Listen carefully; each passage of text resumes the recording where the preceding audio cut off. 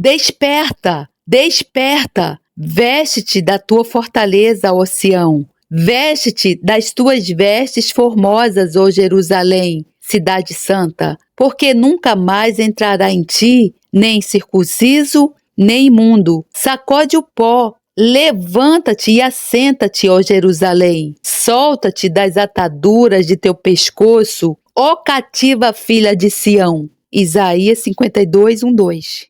Capítulo 8, sexta imagem, a noiva. Como Cristo também amou a igreja e a si mesmo se entregou por ela, para a santificar, purificando-a com a lavagem da água, pela palavra, para apresentar a si mesmo igreja gloriosa, sem mácula, nem ruga, nem coisa semelhante, mas santa e irrepreensível. Efésios 5, 25 a 27. Examinemos agora a sexta imagem, a noiva. Embora a palavra noiva não seja realmente usada em Efésios, o conceito é especificamente mencionado em outras passagens da Bíblia e está implícito nesta passagem. Vós, maridos, amai vossas mulheres, como também Cristo amou a igreja e a si mesmo se entregou por ela, para a santificar, purificando-a com a lavagem da água, pela palavra, para apresentar a si mesmo igreja gloriosa, sem mácula, nem ruga, nem coisa semelhante, mas santa e irrepreensível.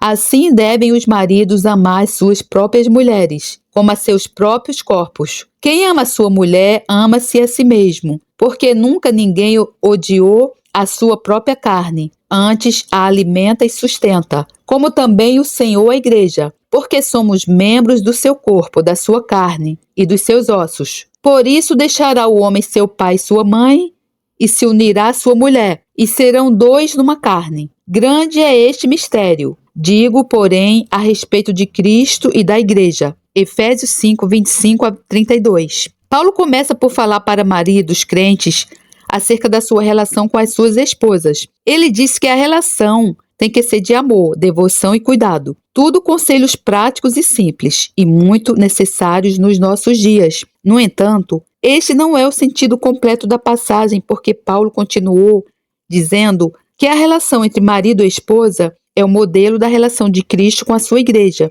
E acrescentou, isto é um grande ou profundo mistério, e é verdadeiramente. Tenho a certeza de que não há mente humana que alguma vez possa compreender plenamente esse mistério, mas ele disse muito claramente, eu falo em relação a Cristo e a igreja. Deste modo, nós vemos com absoluta clareza as duas pessoas que compõem essa união, Cristo, o noivo e a igreja, sua noiva. Essa relação foi prefigurada com muita beleza na criação original de Adão e Eva, como está descrito no capítulo inicial do livro do Gênesis. A história humana começou com um casamento e terminará com um casamento. Uma das características notáveis da criação de Adão foi o fato de Deus ter tudo preparado para a sua vinda. O seu meio ambiente estava lá completo. A vegetação, os animais, o tempo e os seres celestiais, tudo o que precisaria. É uma imagem maravilhosa da provisão de Deus para nós na nova criação. Tudo o que precisamos já lá está quando chegarmos. Estava faltando apenas uma coisa ao Adão, uma companheira. No entanto, não foi um erro da parte de Deus. Deus tinha um propósito em não providenciar imediatamente uma companheira para Adão. Ele queria que Adão entendesse algo do desejo que ele tinha para a comunhão pessoal com os seres humanos. Por isso, ele permitiu que Adão experimentasse a falta desse relacionamento, a falta de uma companheira. E só depois lhe providenciou uma companheira, tal como está escrito em Gênesis. E disse o Senhor Deus, não é bom que o homem esteja só, far-lhe-ei uma ajudadora idônea para ele. Então o Senhor Deus fez cair um sono pesado sobre Adão, e este adormeceu, e tomou uma das suas costelas, e cerrou a carne em seu lugar. E da costela que o Senhor Deus tomou do homem, formou uma mulher, e trouxe-a a Adão. E disse Adão, esta é agora osso dos meus ossos, e carne da minha carne. Esta será chamada mulher, porquanto do homem foi tomada. Gênesis 2, 18, 21 a 23. A Bíblia coloca uma ênfase enorme no casamento. Precisamos de apreciar o quão fundamental é o casamento nas Escrituras. A história humana começou com um casamento, e o primeiro casamenteiro foi Deus. Deus ainda continua nessa atividade de casamenteiro. Um dia, tal como Deus apresentou Eva a Adão, ele vai apresentar a igreja a Jesus no banquete do casamento do Cordeiro. Vê Apocalipse 21, 2, 3, 9 e 11. Vamos analisar mais detalhadamente as circunstâncias deste casamento espiritual, preparando a nós próprios.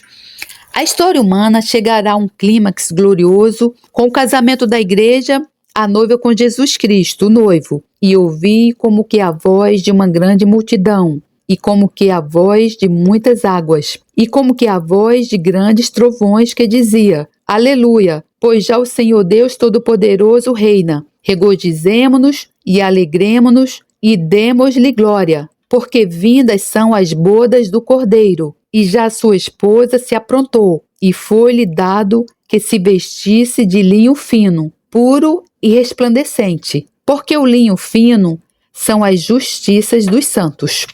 Apocalipse 19, 6 a 8. O casamento da igreja com Jesus Cristo será uma causa de alegria por todo o universo. É interessante notar que se espera que a noiva providencie ou prepare as suas próprias vestes. Na Bíblia, linho fino é sempre um tipo de pureza. Numa passagem em Ezequiel, os sacerdotes que estavam vestidos com roupas de lã não estavam autorizados a ascender à presença do Senhor. Vê Ezequiel 44, 15 e 18. Tinha que haver pureza absoluta no sacerdócio. Em Deuteronômio 22, 11, os israelitas foram instruídos para não usarem vestimentas de material misturado, tal como lã e linho.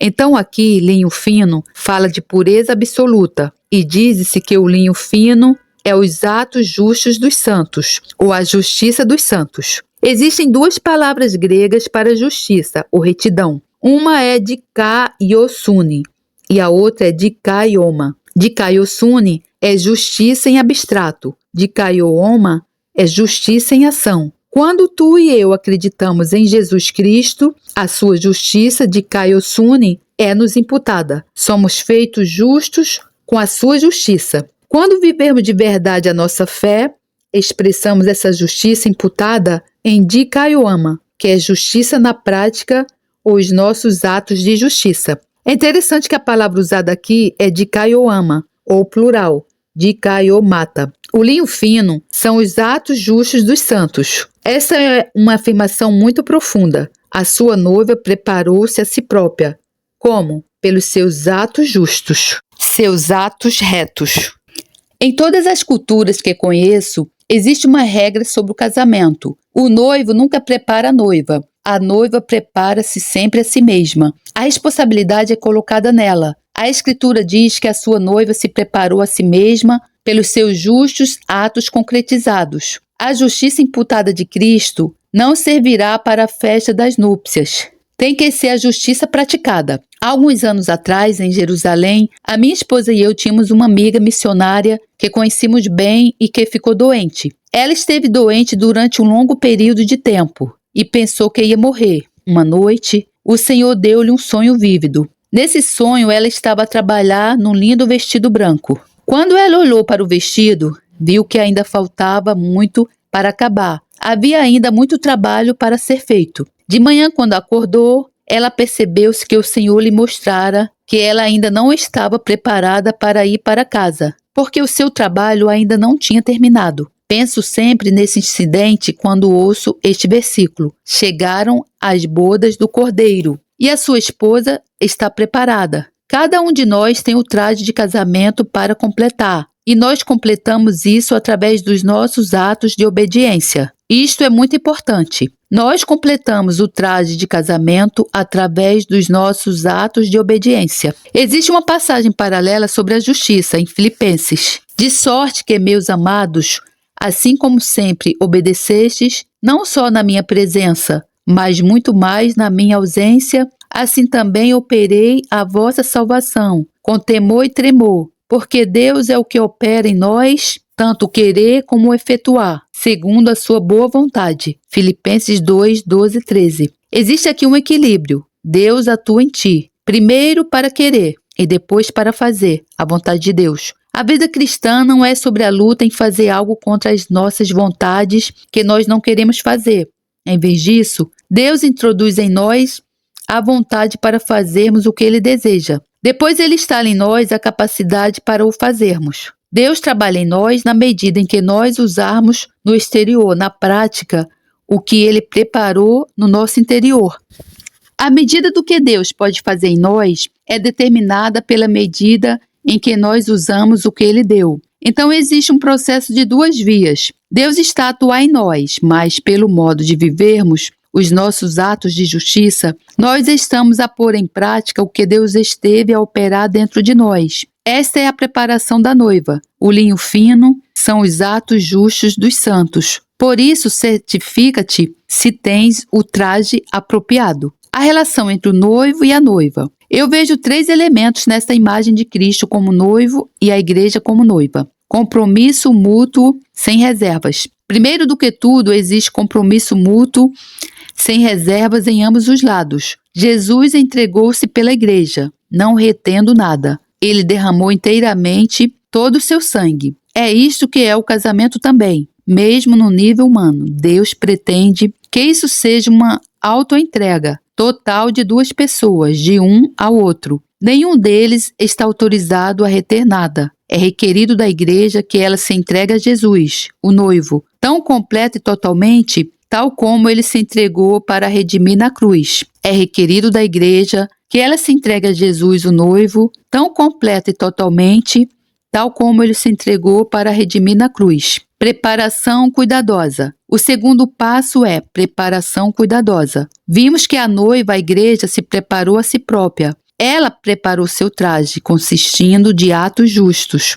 Uma simples provisão não foi suficiente para tudo, mas o seu traje tem sido preparado continuamente. Gosto de pensar na vida do mesmo modo. Ao caminharmos em fé e obediência, tu e eu, cumprindo a vontade de Deus e guardando os seus mandamentos, estamos a preparar o nosso traje, esse linho fino que é brilhante e limpo. União que gera fruto. A terceira característica que eu vejo nesta imagem é união que gera fruto. O propósito e a consumação do casamento é a união de 2 pessoas, e serão 2 numa só carne, diz Mateus 19:5. Dessa união surgirá fruto, nova vida. Creio que é esse o propósito de Deus na relação de Cristo, o noivo com a igreja, a noiva. Eu acredito que dessa gloriosa união, ainda não consumada, surgirá fruto eterno.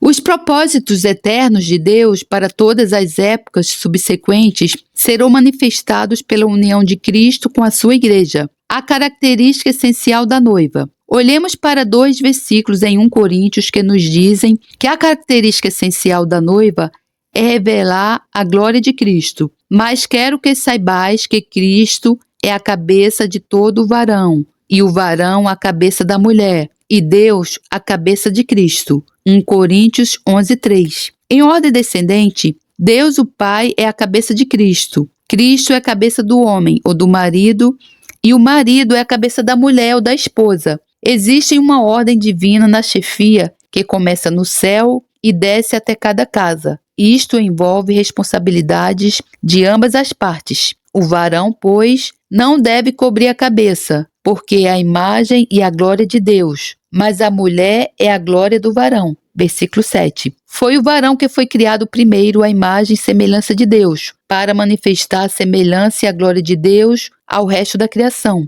A esposa foi também feita à imagem de Deus, mas a sua responsabilidade é refletir a glória do seu marido.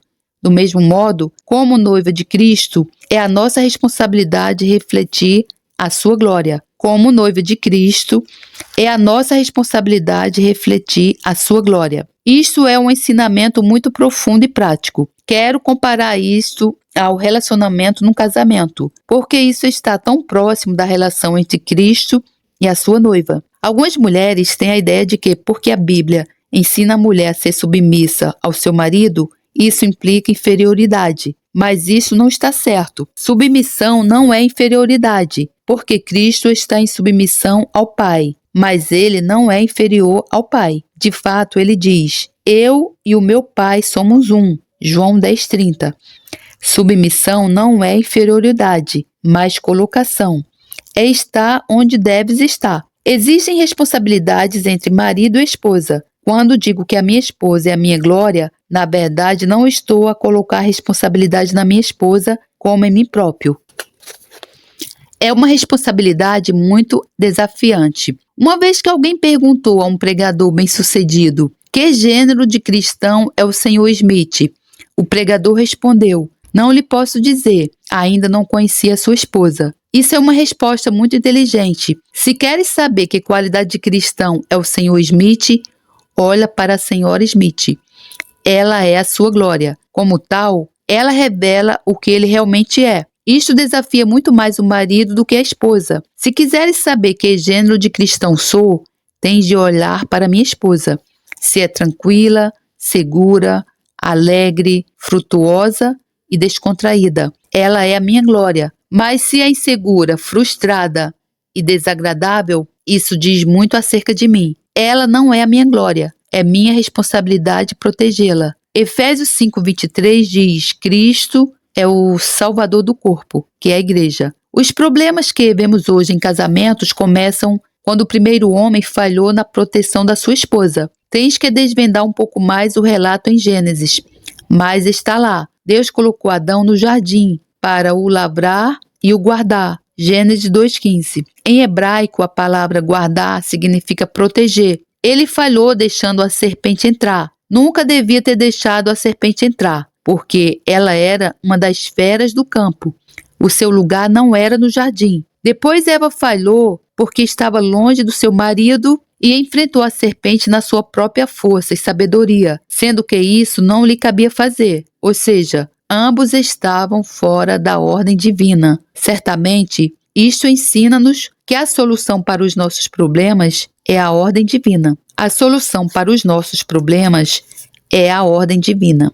A esposa reflete o que o seu marido é, e os filhos refletem o que os seus pais são. Enquanto pregador visitante, descobri que um casal pode dissimular suas atitudes reais perante mim, mas os seus filhos raramente o fazem. Quando vou a uma casa onde os filhos me mostram amor e respeito, eu sei que é o que os seus pais sentem. Mas quando filhos são indisciplinados e desrespeitadores, os pais podem falar bem comigo, mas eu questiono se será essa sua atitude verdadeira. Nós estamos sempre a revelar-nos naqueles com quem estamos relacionados. Deus está presente em todo lado, mas a sua glória está onde a sua presença é manifestada, onde pode ser vista e provada. Muitos de nós sabem o que é sentir glória de Deus nos nossos corpos ou na atmosfera, ou vê-la na face de outros cristãos. E o propósito de Deus na igreja é manifestar a glória de Cristo, o noivo. Na igreja, a noiva.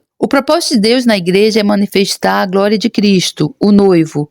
Na igreja, a noiva. Jesus não vem para uma noiva espiritualmente curvada, desfigurada, usada, velha e enrugada. Por favor, não me interprete mal. Não estou de modo algum a falar desrespeitosamente da velhice. Estou apenas a indicar que a noiva para a qual Jesus vem irá glorificá-lo, com o fim de sermos para louvor da sua glória, nós os que primeiro esperamos em Cristo. Efésios 1:12. Nós estamos a ser a demonstração da sua glória. Assim todo o universo louvará a sua glória quando a virem em nós. Voltemos à escritura principal neste capítulo. Vós, maridos, amai vossa mulher, como também Cristo amou a igreja, e a si mesmo se entregou por ela, para a santificar, purificando-a com a lavagem da água pela palavra. Efésios 5:25-26. Creio que este santificar e purificar é o que Cristo está a fazer exatamente agora. O termo grego para a palavra nessas escrituras é rema, que significa palavra falada. Uma das coisas que Deus faz com o ensino falado é purificar e santificar os crentes através da palavra que sai. Cristo redimiu a igreja pelo seu sangue, para que daí em diante ele a possa santificar pela sua palavra. Cristo veio pelo sangue e pela água. Vê 1 João 6. Como redentor, ele veio pelo sangue, e como santificador, ele veio pela água. Ele redime a igreja pelo seu sangue. Ele santifica pela água da sua palavra falada. É somente após a igreja ter sido santificada que ela será aquilo que ele pretende que seja, o qual está descrito no versículo seguinte: para apresentar a si mesmo igreja gloriosa, sem mácula, nem ruga, nem coisa semelhante, mas santa e irrepreensível. versículo 27. Isso significa que a igreja será permeada com a presença manifesta de Deus. Quando vês uma jovem que está realmente apaixonada pelo seu marido, a sua face expressa o amor radiante por ele. É assim que Deus quer que a igreja seja. Uma igreja radiante, sem mácula nem ruga, incrivelmente bela.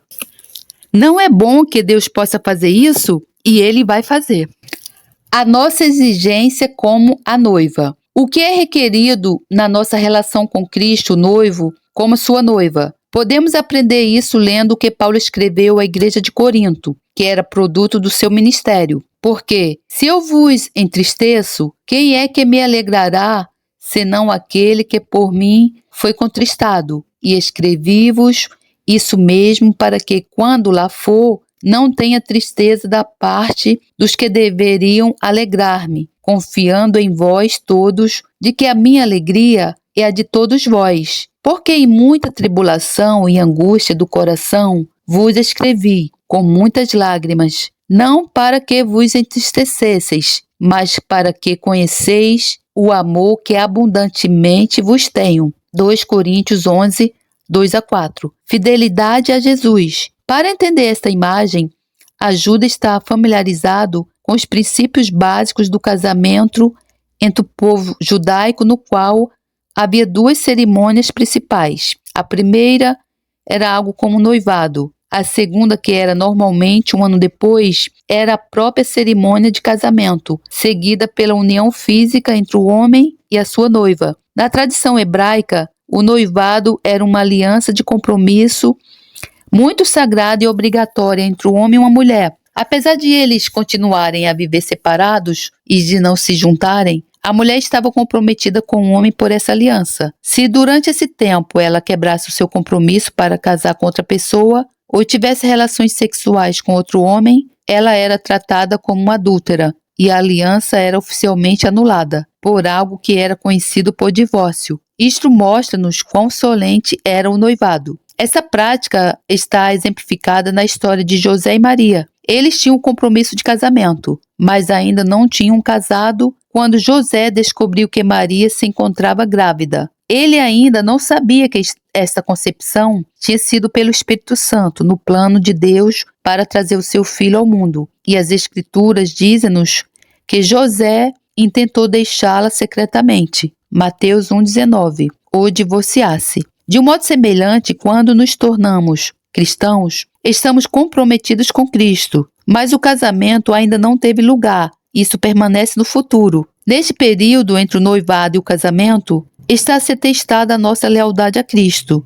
Paulo está a dizer: quero que sejas uma virgem pura, casta, quando desposares o noivo. Existem alguns pensamentos muito bonitos nessa afirmação, porque se algum grupo de pessoas, pelos modelos naturais, não estava qualificado para ser uma virgem pura, eram os cristãos de Corinto. Eles eram prostitutos, homossexuais e ébrios. Ainda assim, a graça e o sangue de Jesus deu-lhes o privilégio de serem redimidos e purificados, e por isso mesmo, aos olhos de Deus, de serem uma virgem pura. Foi como se nunca tivessem pecado. Vê Isaías 1,18, Romanos 4, 3-8. Todavia, Paulo disse que para teres cuidado, não perdereis a tua virgindade. Teres cuidado para não seres apanhado numa relação errada, que te tornará incapaz de ser a noiva. Isto é altamente relevante para a nossa situação contemporânea. Mas temo que assim, como a serpente enganou Eva com a sua astúcia, assim também sejam de alguma sorte corrompidos os vossos sentidos e se apartem da simplicidade que há em Cristo. 2 Coríntios 11:3. Paulo receava por esses cristãos que o demônio influenciasse as suas mentes e os corrompesse da pura simplicidade da fé em Jesus Cristo e do compromisso total com Ele. No versículo seguinte, ele descreveu a maneira em que isso podia acontecer. Na verdade, não vemos isto acontecer à nossa volta e por todo lado nas igrejas de hoje, porque se alguém for pregar-vos outro Jesus que nós não temos pregado. Versículo 4. A que gênero de outro Jesus estava ele a referir-se? Talvez Jesus como um grande mestre ou maior guru, apenas um pouco mais elevado do que Buda, ou Sócrates, ou Platão, ou Martin Luther King, mas não como Salvador que redime, ou talvez um Jesus que não nasceu de uma virgem, ou que não é verdadeiramente divino. Esses seriam exemplos de um outro Jesus, e exatamente acerca do qual Paulo estava a falar. Depois Paulo disse, se recebeis um outro Espírito. Versículo 4. Estes eram cristãos batizados no Espírito, a quem Paulo se estava a dirigir. Seria possível para eles receberem um Espírito diferente? Aparentemente. Como? Através de receberem uma imagem ou ideia errada de Jesus. Por outras palavras, eles podem abrir as suas mentes para um erro que podia, sucessivamente, abrir os seus espíritos para o espírito do erro. Paulo continuou, se recebeis um outro evangelho. Versículo 4. Pode ser um evangelho que fala apenas do amor de Deus e nunca sobre o julgamento de Deus. Ou um evangelho que reclama a paternidade de Deus, mesmo sobre os não convertidos. Mas a Bíblia não diz que os não convertidos são filhos de Deus. Diz que são filhos do demônio. Todas essas coisas estão a acontecer hoje, porque o demônio procura corromper a noiva da sua fidelidade a Jesus Cristo. Tenho uma firme convicção que no final desta era haverá apenas 2 grupos no cristianismo. Não 2 denominações, mas 2 grupos. Um será a noiva e outro será a prostituta. Qual será a diferença? Batismo na água? Falar em línguas? Eu não penso assim. Acredito que a distinção será a fidelidade a Jesus Cristo. A noiva permanecerá na verdade. A prostituta será seduzida da sua fidelidade a Jesus. Vemos ambas presentes no livro do Apocalipse. E veio um dos 7 anjos que tinham as 7 taças e falou comigo, dizendo-me, vem, mostrar-te-ei a condenação da grande prostituta, que está assentada sobre muitas águas, com a qual se prostituíram os reis da terra, e os que habitam na terra se embebedaram com o vinho da sua prostituição. Apocalipse 17, 1, 2. E veio um dos 7 anjos que tinham as 7 taças cheias das últimas 7 pragas e falou comigo dizendo, vem, mostrar-te-ei a esposa, a mulher do Cordeiro.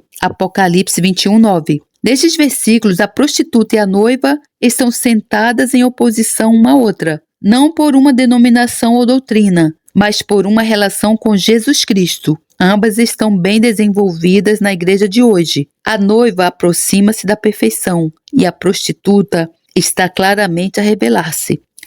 Temos que guardar e vigiar de perto a nossa relação com Cristo. Algumas pessoas dizem que te deves manter sempre na tua presente igreja. Eu não aconselho uma maneira ou outra. Os pregadores, na verdade, não têm autoridade para dizerem isso aos crentes individuais. Apenas assegura-te que não acabas na igreja da prostituta, porque muitas igrejas têm muito mais de prostituta do que de noiva nelas. Assegura-te que não acabas na igreja da prostituta.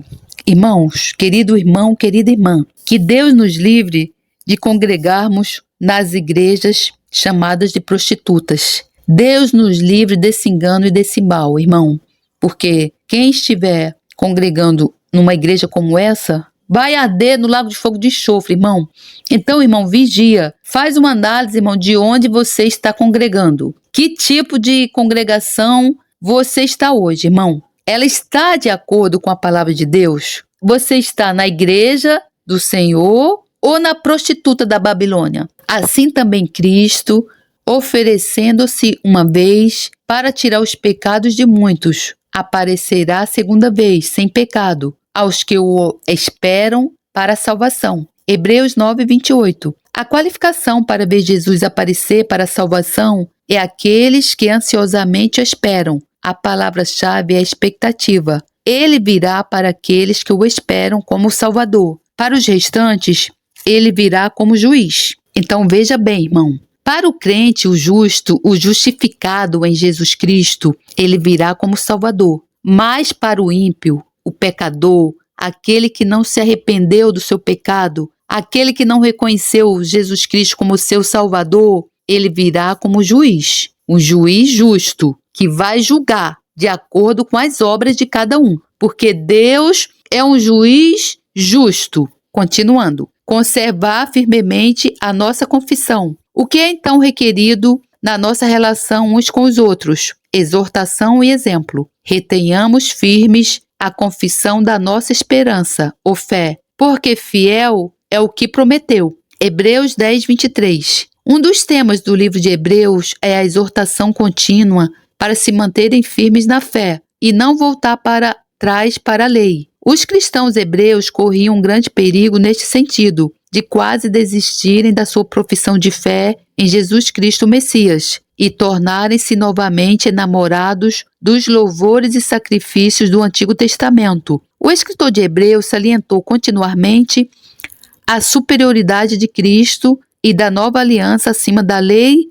e da antiga aliança. O livro está dirigido a pessoas que tinham feito uma profissão de fé em Cristo, mas estavam em perigo de recuarem. De fato, existem 5 exortações distintas em Hebreus, em relação aos perigos de recuarem. Aqui a mensagem é para nós nos conservarmos firmes e não desistirmos daquilo que professamos. E consideramos-nos uns aos outros, para nos estimularmos a caridade e as boas obras. Versículo 24. Conservar firmemente a nossa confissão. O que é então requerido na nossa relação uns com os outros? Exortação e exemplo. Retenhamos firmes a confissão da nossa esperança, ou fé, porque fiel é o que prometeu. Hebreus 10, 23. Um dos temas do livro de Hebreus é a exortação contínua para se manterem firmes na fé e não voltar para trás para a lei. Os cristãos hebreus corriam um grande perigo nesse sentido, de quase desistirem da sua profissão de fé em Jesus o Messias e tornarem-se novamente enamorados dos louvores e sacrifícios do Antigo Testamento.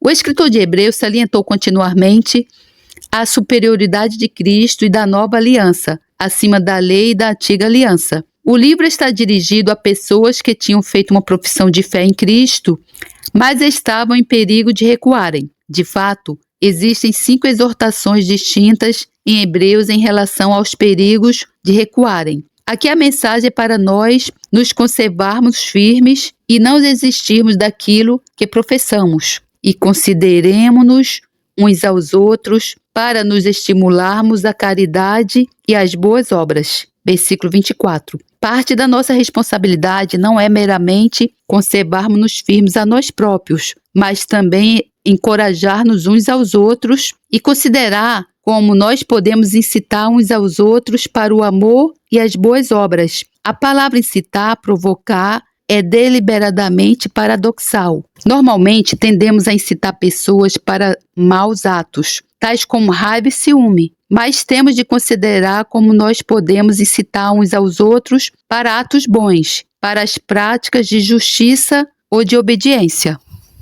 Não deixando a nossa congregação, como é costume de alguns, antes ademoestando-nos uns aos outros, e tanto mais quando vedes que se vai aproximando aquele dia. Versículo 25.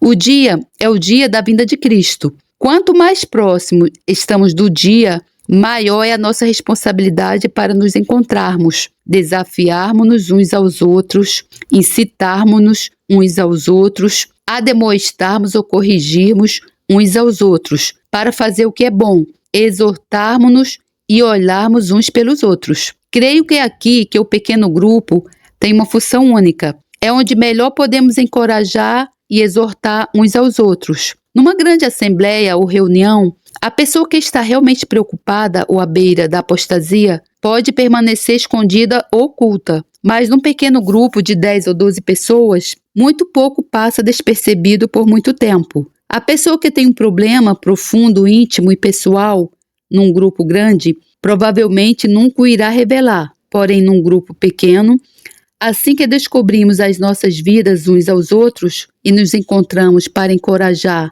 e orar uns pelos outros, emergem assuntos mais profundos.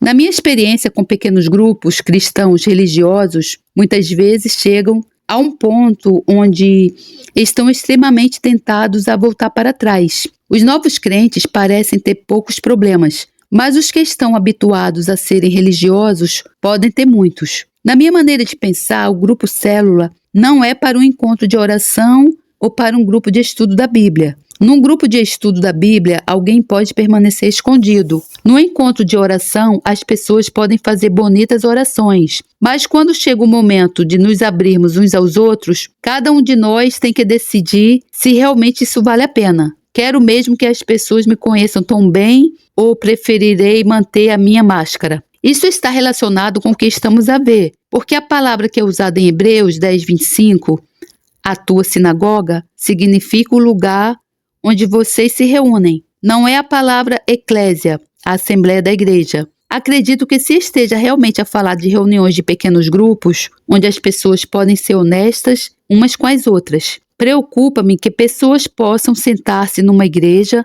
durante anos e terem problemas pessoais profundos que nunca revelam a ninguém. Por exemplo, no meu ministério de libertação como pregador visitante, descobri que há homossexuais em muitas igrejas. Ficará surpreendido com muitas igrejas evangélicas pentecostais têm pessoas com problema da homossexualidade, mas isso nunca é revelado porque eles têm vergonha e não se atrevem a manifestar isso abertamente.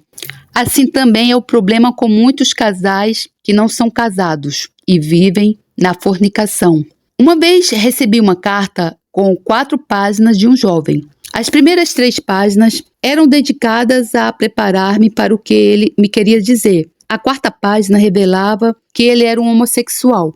Eu escrevi-lhe e disse-lhe que havia esperança, que havia uma saída. Ele escreveu de novo e disse: tu foste a primeira pessoa que fez alguma coisa, sem ser desencorajando-me ou rejeitando-me. Veja bem, irmãos, nós não podemos rejeitar, nem amaldiçoar, nem desencorajar e nem falarmos mal dos irmãos que estão no pecado do homossexualismo, porque eles estão possuídos por demônios, não são eles. A pessoa que é homossexual, muitos homossexuais, eles não gostam dessa vida.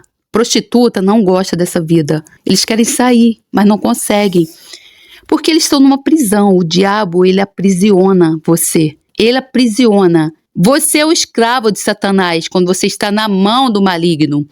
E essas pessoas têm que ser amadas. Você tem que orar pela vida delas e falar para elas que Jesus Cristo liberta, cura, salva. Quando Ele nos salva, assim foi comigo. Quando Ele me salvou, Ele me curou e me libertou. E me deu lugar à mesa. Glórias a Deus. Louvado seja o meu Senhor por todos os séculos dos séculos. Amém. Continuando. Precisamos de nos relacionar com os crentes de maneira a que os nossos problemas possam ser manifestados e serem tratados com justiça e misericórdia. Devemos encorajar uns aos outros, corrigir uns aos outros, mas não nos rejeitarmos. Alguém disse uma vez: corrige-me, mas não me rejeites. É por essa atitude que as pessoas estão clamando. Acredito realmente que esta passagem em Hebreus é particularmente relevante para os tempos e situações nas quais nós nos encontramos. Para concluir, vamos olhar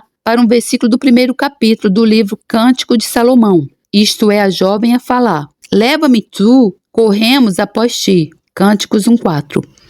Repararás que ela passa do singular para o plural. Leva-me, e nós corremos. Isto é uma imagem de exortação e exemplo. Quando Deus te pode levar, arrastar, as pessoas que te virem correr, quererão correr contigo. Por isso, existe a responsabilidade do exemplo na nossa relação com o noivo. Através do livro Cânticos de Salomão, nós somos lembrados deste exemplo. É perguntado à noiva: que é o teu amado mais do que outro amado? Cânticos 5:9. Eu dir-te-ei. É a resposta da noiva. É assim que precisamos de incitar pessoas para o amor e para as boas obras. E ao nosso Senhor Jesus Cristo, profunda honra e esplendorosa glória ao Rei de todos os tempos, Deus único, imortal, invisível, sempre e sempre. Amém. Glórias a Deus, louvado seja o meu Senhor, que a graça do Senhor Jesus Cristo, o amor de Deus e a comunhão do Santo Espírito estejam com todos vocês. Amém.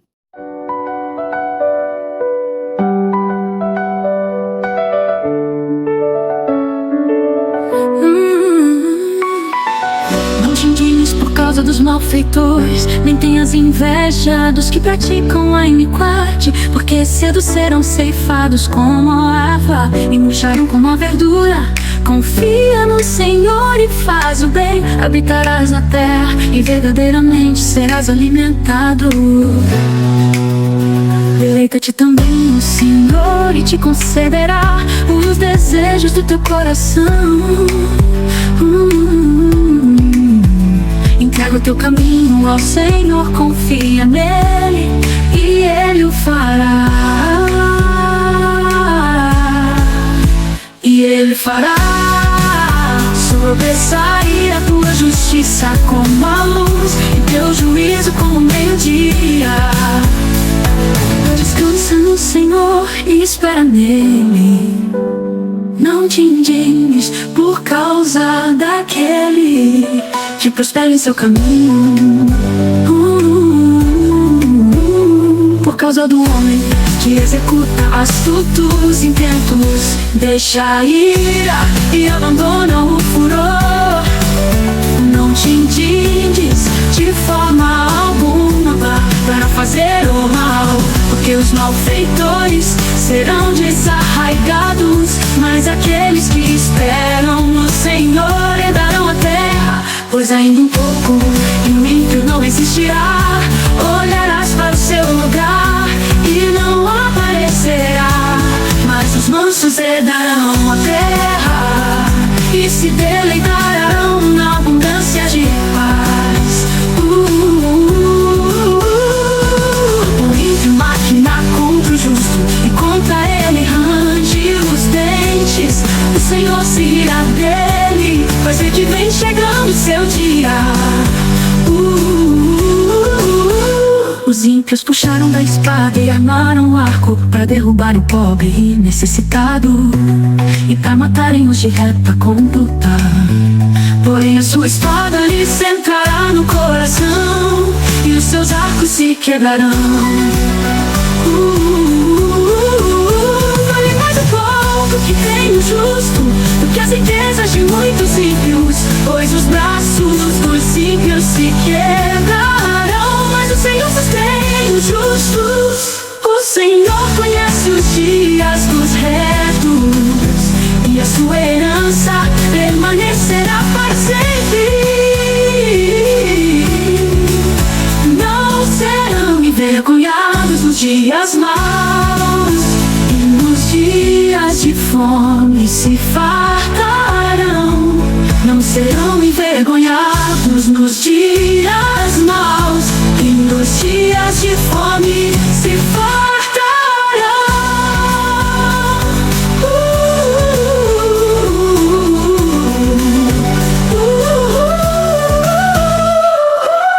Não serão envergonhados